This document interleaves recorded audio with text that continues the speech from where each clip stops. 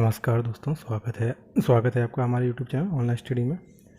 तो दोस्तों, जैसा कि आप लोगों को मालूम है कि इस समय पूरा देश और देश क्या पूरी दुनिया इस वायरस से परेशान है, जिसका नाम आपको मालूम ही है क्योंकि आप लोग भी उससे बहुत परेशान हैं। उस वायरस की वजह से आपके भी सारे एग्ज़ाम रुक गए थे, जो अब धीरे धीरे शुरू हो गए हैं। तो अब आगे जो भी एग्ज़ाम होगा तो उसमें कम से कम 1 या 2 क्वेश्चन ज़रूर इस वायरस से बनेंगे। अब तक आपको इस वायरस का नाम तो मालूम चल ही गया होगा। जी हाँ, कोरोना वायरस, इसके कारण पूरी दुनिया परेशान है। लेकिन हम जो लोग तैयारी करते हैं उन्हें हर चीज़ के बारे में जानकारी रखना ज़रूरी होता है, क्योंकि जो चीज़ ज़्यादा चर्चा में होती है उससे 1 या 2 क्वेश्चन ज़रूर बनते हैं, वो भी हर एग्ज़ाम में। अब आगे जो भी परीक्षा होगी उसमें ज़रूर से ज़रूर 1 या 2 क्वेश्चन इससे बनेंगे। तो आप लोगों को इसके बारे में जानना ज़रूरी है। तो चलिए शुरू करते हैं। जो भी क्वेश्चन होंगे, बहुत ही अच्छी बुक है जिससे क्वेश्चन लिए हैं, और ये क्वेश्चन निश्चित मानिए इसके बाहर क्वेश्चन नहीं जाएगा। तो चलिए अब समय ना बर्बाद करते हुए शुरू करते हैं। कोरोना वायरस की जो उत्पत्ति हुई थी वो वुहान शहर, चीन से मानी जाती है। इसकी उत्पत्ति दिसंबर 2019 में मानी जाती है, और ये अनुमान लगाया जाता है कि दिसंबर 2019 में चीन शहर में कोरोना वायरस फैल गया था, क्योंकि कहा जाता है कि चीन ने इस वायरस के बारे में जानकारी छुपाई है। तो एक अनुमान लगाया गया कि दिसंबर 2019 से कोरोना वायरस चीन के वुहान शहर से शुरू हो गया था। कोविड-19 का स्रोत SARS-CoV-2 वायरस है। इससे मुख्यतः फेफड़ा प्रभावित होता है। जो आपके लंग्स हैं ये प्रभावित होते हैं। इस बीमारी में इन्फेक्शन इतना बढ़ जाता है कि सांस लेने में तकलीफ हो जाती है, ऑक्सीजन लेवल आपका गिर जाता है और थोड़े दिन बाद मृत्यु भी हो सकती है। जनवरी 2020 में WHO ने इसे नोवेल कोरोना वायरस 2019 नाम दिया। जनवरी 2020 में WHO ने इसे नोवेल कोरोना वायरस 2019 नाम दिया होगा। जैसा आप पहले जब देखते होंगे तो NCOV और -19 लिख के आता था। फिर क्या किया, 11 फरवरी 2020 को WHO ने इस वायरस का नाम कोविड-19 रख दिया। क्वेश्चन आपसे आ जाएगा जैसे इस तरह से लिखा होता है, कोविड और 19। तो आपसे कभी कोई क्वेश्चन आ जाएगा, C का मतलब क्या है, O का मतलब क्या है, V का मतलब क्या है, I का मतलब क्या है और D का मतलब क्या है। तो देखिए, CO का मतलब हो गया कोरोना वायरस, कोरोना, VI का मतलब हो गया वायरस, और D का मतलब हो गया डिसीज़, और 19 मतलब हो गया आपका 2019 में इसका पता चला है। ठीक है, 11 मार्च 2010 को WHO ने कोविड-19 को वैश्विक महामारी घोषित कर दिया। 11 मार्च 2020 को भारत सरकार ने कोविड-19 से लड़ने के लिए महामारी रोग अधिनियम 1897 लागू किया। ये कोरोना वायरस से लड़ने के लिए भारत सरकार ने 1897 का कानून था, महामारी रोग अधिनियम, उसको लागू कर दिया। भारत सरकार ने आवश्यक वस्तु अधिनियम 1955 के तहत फेस मास्क और हैंड सैनिटाइजर को आवश्यक वस्तु के रूप में घोषित किया। ये सारे ही क्वेश्चन इंपॉर्टेंट हैं आपके लिए। क्वेश्चन आपको आ जाएगा, हैंड और सैनिटाइजर और फेस मास्क किस वस्तु अधिनियम के तहत आवश्यक वस्तु के रूप में मान्यता मिली। आवश्यक वस्तु के रूप में किस अधिनियम के तहत मान्यता मिली? तो आवश्यक वस्तु अधिनियम 1955 के तहत। अब कुछ इसके जो आपसे पूछे जा सकते हैं शॉर्ट फॉर्म है, शॉर्ट फॉर्म को आपसे लॉन्ग, इनकी जो शॉर्ट फॉर्म भी पूछे जा सकते हैं, तो इनके बारे में भी जानना ज़रूरी है। तो देखिए, कोविड, इसका मतलब क्या होता है, कोरोना वायरस डिसीज़। CO का मतलब हो गया, देखिए CO का मतलब हो गया आपका कोरोना, और VI का मतलब क्या हो गया, वायरस, और D का मतलब हो गया डिसीज़। फिर एक बहुत ही चर्चित है पीपीई किट। आपने देखा होगा जब सैंपल लेने के लिए डॉक्टर्स आते हैं तो पीपीई किट पहन के आते हैं, जो वाइट कलर में होती है, बरसाती टाइप की। पीपीई किट का फुल फॉर्म क्या है? Personal protective equipment. ठीक। फिर है आरटीपीसीआर। आरटीपीसीआर क्या है? जब आपकी जांच होती है उस जांच को आरटीपीसीआर कहा जाता है। इसका फुल फॉर्म क्या है? Real time polymers chain reaction. SARS क्या है? सार्स वायरस है, सर्वर एक्यूट रेस्पिरेटरी सिंड्रोम। ठीक। तो ये 4 आपके शॉर्ट फॉर्म है, इनको भी याद रखिएगा। अब देखते हैं आगे। कोविड-19 को महामारी घोषित करने वाला राज्य हरियाणा है। हरियाणा राज्य आपका कोविड-19 को महामारी घोषित करने वाला पहला राज्य है। कोरोना वायरस के चलते भारत में प्रथम बार जनता कर्फ्यू 22 मार्च 2020 को लगाया गया। अब जनता कर्फ्यू जब 22 मार्च को लगाया गया था तो आपको याद ही होगा कि एक दिन के लिए सारी ट्रेनें वगैरह सब कुछ बंद कर दिया गया था, पूरा संपूर्ण लॉकडाउन लग गया था, कोई कहीं नहीं आ जा पा रहा था। सबसे पहले पंजाब राज्य ने कोरोना वायरस के कारण पूर्ण कर्फ्यू लगाया। पंजाब राज्य ने पूर्ण कर्फ्यू लगाया था सबसे पहले। कोरोना वायरस के कारण लॉकडाउन करने वाला पहला राज्य राजस्थान था। अब आपको मालूम चली गया होगा कितने इंपॉर्टेंट क्वेश्चन हैं सारे। इसकी पीडीएफ चाहिए तो हमारे टेलीग्राम चैनल पर जरूर आइएगा, वहाँ आपको इसकी पीडीएफ प्रोवाइड करा दी जाएगी। और आगे से आपको टॉपिक वाइज ही करंट मिलेगी जो आपके एग्ज़ाम के लिए इम्पोर्टेंट होगी। कोरोना वायरस के कारण संपूर्ण भारत में प्रथम बार लॉकडाउन कब लगाया गया? ये आपका 23 मार्च 2020 को लगाया गया। 22 मार्च को जनता कर्फ्यू लगा था और 23 मार्च को संपूर्ण लॉकडाउन लग गया पूरे भारत में 21 दिन के लिए। कोरोना महामारी से निपटने के लिए प्रधानमंत्री नरेंद्र मोदी ने पीएम केयर फंड की घोषणा की। अगर जिसको भी दान देना है वो पीएम केयर फंड पे दान दे सकता है। रिलायंस ने भारत का पहला कोविड-19 समर्पित अस्पताल मुंबई में खोला। रिलायंस कंपनी के मालिक मुकेश अंबानी ने कोविड-19 समर्पित एक अस्पताल मुंबई में खोला। बहुप्रचलित दवा हाइड्रोक्सीक्लोरोक्विन भारत का एक दवा है हाइड्रोक्सीक्लोरोक्विन, जिसका भारत सबसे बड़ा उत्पादक एवं निर्माता है। इसकी शुरुआत में इसकी मांग बहुत हुई थी, अमेरिका ने भी ये दवाई हम लोगों से मंगाई थी। केंद्रीय स्वास्थ्य मंत्रालय ने हाइड्रोक्सीक्लोरोक्विन को अनुसूची H1 दवा के रूप में सूचीबद्ध किया। कोविड-19 से संक्रमित होने वाले प्रधानमंत्री बोरिस जॉनसन थे। मतलब जो सबसे पहले प्रधानमंत्री कोरोना संक्रमित हुए थे वो आपके बोरिस जॉनसन थे। ये कहाँ के प्रधानमंत्री थे?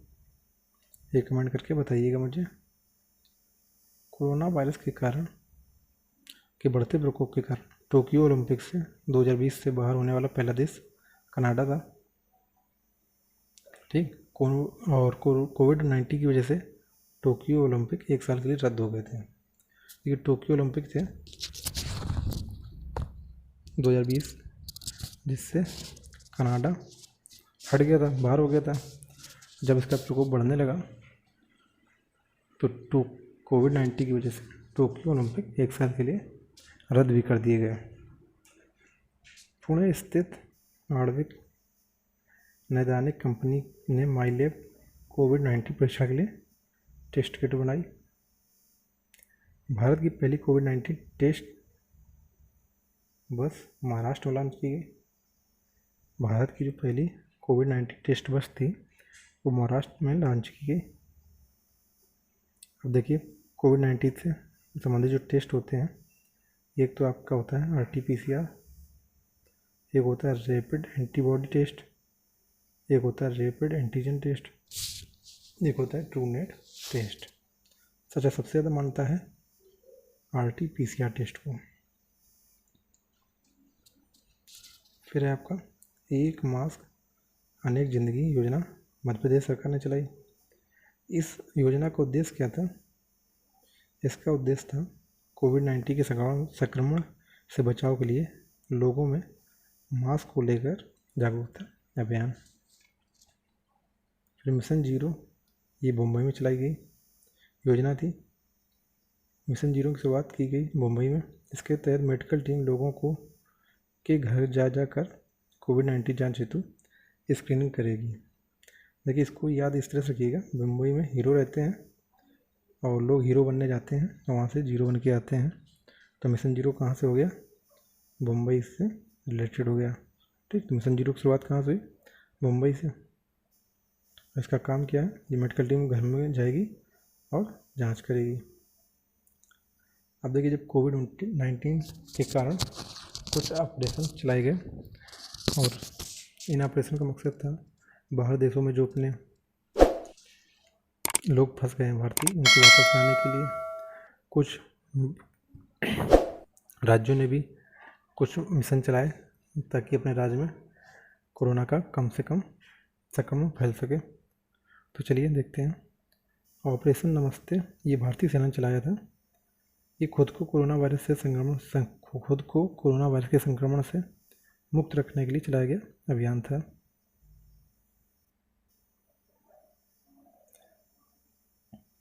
फिर वंदे भारत मिशन एक अभियान चला था। इसमें क्या था? विदेशों में फंसे 14,800 भारतीय नागरिकों को घर लाने के लिए। फिर एक आपका चला था मिशन सागर। इसमें क्या था? कोविड-19 से निपटने के लिए मालदीव, मेडागास्कर, सेशेल्स और कोमोरोस को आवश्यक खाद्य सामग्री तथा आयुर्वेदिक दवाइयों की आपूर्ति करवाना। मिशन सागर में क्या था? ये जो 4 देश थे, मालदीव, मेडागास्कर, सेशेल्स और कोमोरोस, यहाँ पर आवश्यक खाद्य सामग्री और आयुर्वेदिक दवाई की आपूर्ति भारत कर रहा था। फिर एक ऑपरेशन समुद्री सेतु चलाया गया। इसमें क्या था? कोविड-19 के शुरुआती दिनों में मालदीव में जो लोग फंस गए थे उनको वापस लाने के लिए भारतीय नौसेना ने ऑपरेशन चलाया था।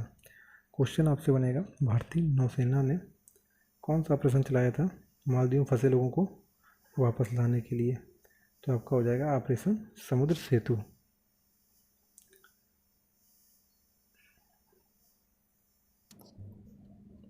फिर है आपका ऑपरेशन संजीवनी।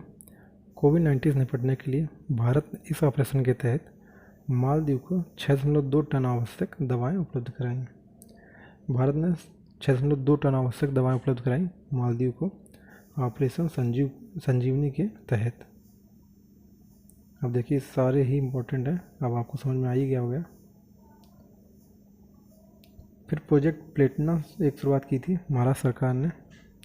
इसमें क्या काम था? महाराष्ट्र सरकार ने कोविड-19 के लिए सबसे बड़ा प्लाज्मा थेरेपी परीक्षण शुरू किया, जिसे प्रोजेक्ट प्लेटिना नाम दिया।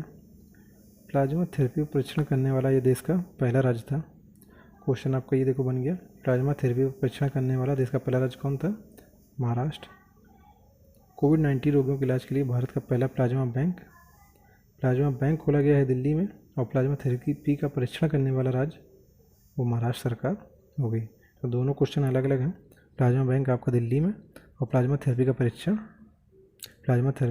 करने वाला राज्य आपका महाराष्ट्र। तो ये दोनों को याद रखिएगा। प्लाज्मा थेरेपी होती क्या है इसके बारे में बताया गया। प्लाज्मा थेरेपी को मेडिकल साइंस की भाषा में प्लाज्मा फेरेसिस नाम से जाना जाता है। प्लाज्मा थेरेपी से तात्पर्य ऐसी प्रक्रिया से है जिसमें खून के तरल पदार्थ या प्लाज्मा को रक्त कोशिकाओं से अलग किया जाता है। इसके बाद यदि किसी व्यक्ति के प्लाज्मा में अनहेल्दी टिश्यू मिलते हैं तो इसका इलाज समय रहते शुरू किया जाता है।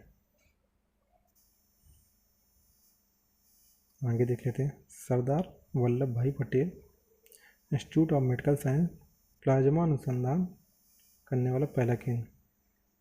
देखिए, प्लाज्मा परीक्षण करने वाला महाराष्ट्र, प्लाज्मा बैंक खोलने वाला दिल्ली और प्लाज्मा अनुसंधान वाला आपका हो गया सरदार वल्लभ भाई पटेल ऑफ मेडिकल साइंस।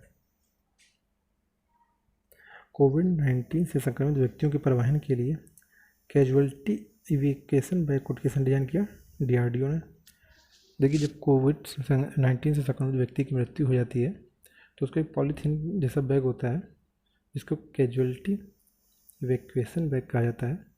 उसमें लाया जाता है। उस बैग को DRDO ने डिजाइन किया है।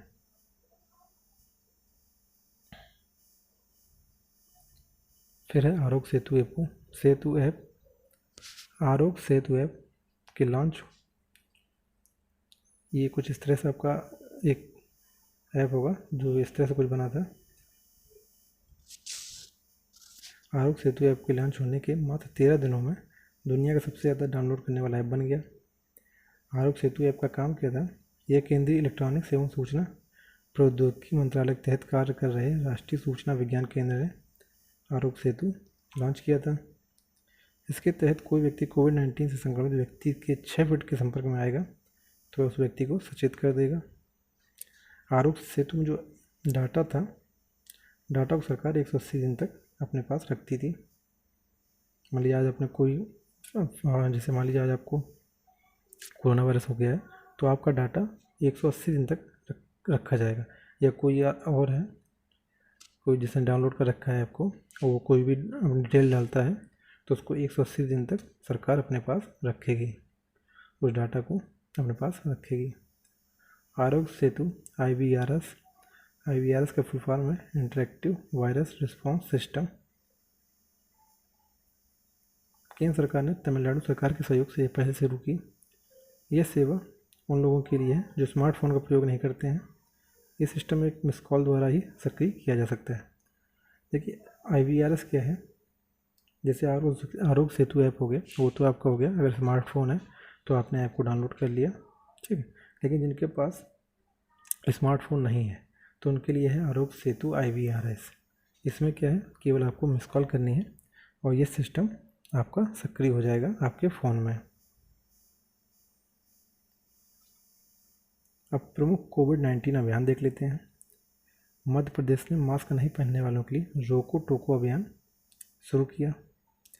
मध्य प्रदेश ने एक और अभियान शुरू किया, किल कोरोना अभियान। ये भी मध्य प्रदेश सरकार ने शुरू किया। इसके तहत 1 जुलाई से डोर टू डोर सर्वेक्षण किया जाएगा तथा लोगों को परीक्षण किट भी दिए जाएंगे।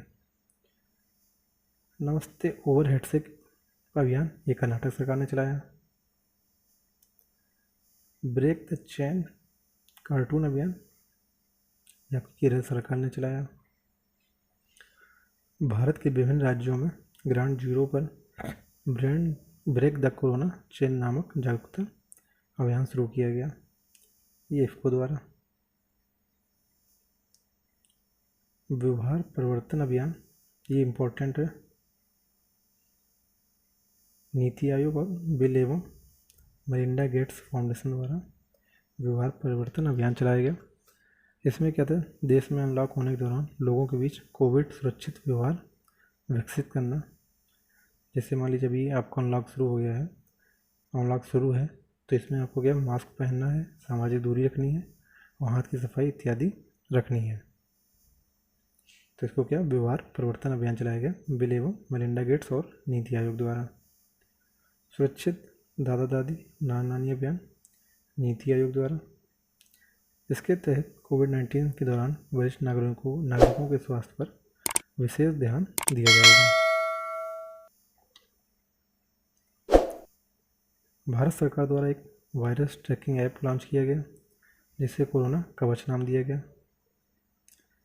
यह भी इलेक्ट्रॉनिक एवं सूचना प्रौद्योगिकी मंत्रालय तथा केंद्रीय स्वास्थ्य परिवार कल्याण मंत्रालय द्वारा संयुक्त रूप से विकसित किया गया है।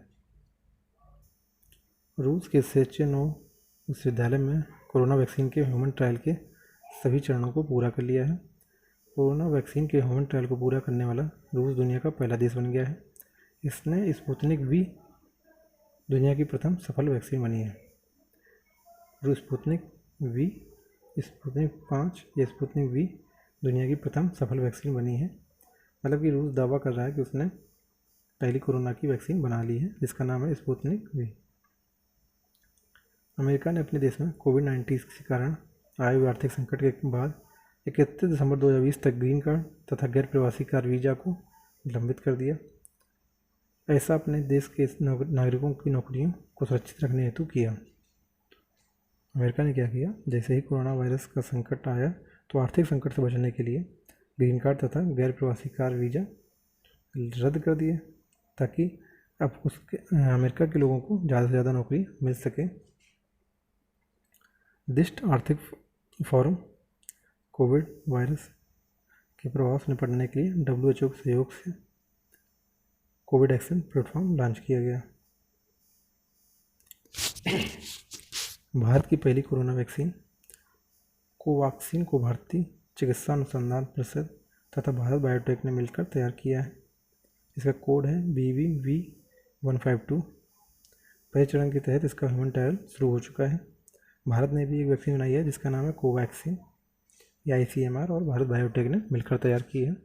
इसका ह्यूमन ट्रायल शुरू हो चुका है। भारतीय वायुसेना ने कोविड-19 से पीड़ित रोगियों की परिवहन हेतु अर्पित नामक एक पृथक परिवहन विकसित किया है। अर्पित का फुल फॉर्म क्या है? Airborne rescue paid for isolated transportation. दोस्तों, ये था हमारा आज का वीडियो। आपको कैसा लगा? पसंद आया हो तो कमेंट जरूर करिएगा, ना पसंद आया हो तब भी कमेंट करिएगा। अगर इसी तरह सीरीज़ को आप आगे चाहते हो तो मुझे कमेंट करके ज़रूर बताइएगा, ताकि आपको टॉपिक वाइज करंट प्रोवाइड की जा सके। और दोस्तों, का चैनल को सब्सक्राइब नहीं किया तो सब्सक्राइब जरूर कर लीजिए। लाइक कमेंट शेयर जरूर करना है। तो चलिए, धन्यवाद।